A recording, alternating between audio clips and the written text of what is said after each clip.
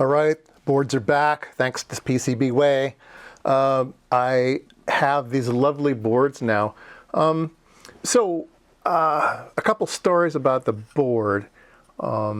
If you are interested in edge connectors, you can specify them on the order site. You can get them beveled, so there's an angle on the edge here. So when you put it in the card edge connector, it goes in nicely, and these will be beveled as well, so everything will be beveled. And then you can select hard gold. You can get flashed gold, or you can get hard gold. The hard gold will be the thing to use on edge connectors like this. So I selected everything, and I looked at the quote. It's going to be over $400 to get hard gold and everything I wanted to be done on it. So I took off the hard gold, and I put on regular electroplated gold, but I asked for double the amount. So you can select either 1 micron, 2 microns, or 3 microns. So this is 2 microns, so I paid extra for a little bit of protection and no beveling. So I did my own beveling, right? You get out a file and do your own beveling. Easy. A couple boards, you don't worry about it. If it's in your production, have them do it. But in prototyping, no problem at all. So yeah, so gold boards, and I got a stencil with it. So let's go ahead and build one up. Okay, it came out real nice. Let's put it under the microscope, and we'll do all this inspection on all the soldering. It looks really good. I use my IR reflow oven, and I only see one problem with the board. There's one little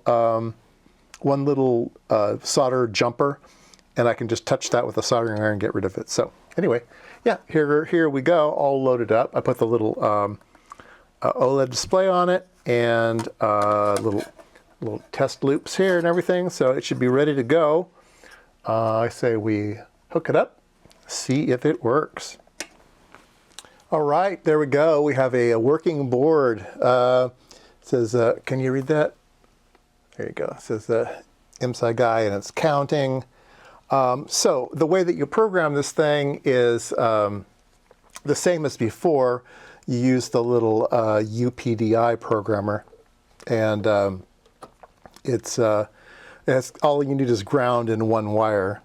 This thing has its own power, and that one wire comes over here and goes to the COP pin. I figured it'd be kind of like computer, COP. I don't know what it means in the regular usage, but I'm going to be using it as my programming pin, and that goes right up into the microprocessor and allows you to put in a program. So I do have a program running, and I'm pulling I'm looking at the data lines here. So this is the data bus, and I have the data bus going to the LEDs here, and it's counting, although it's missing the first bit. I don't know why yet. And then look at that. That LED is flashing, and that LED is the ABCD LED. So if you look in the schematics, there's something called LED A, LED B. LED A is, I think, reset. And it's not wired up the way that I have it right now. And then the next one is power. Oh, that's not wired up either. I don't know where this goes. Anyway, I have the LED D one lit up now. The other ones are normally for the extended memory module and power and reset, but maybe those get wired in some other way. Anyway, I'm using the D LED. And that goes on to one of the connectors on the board, and you can control it directly with the microprocessor.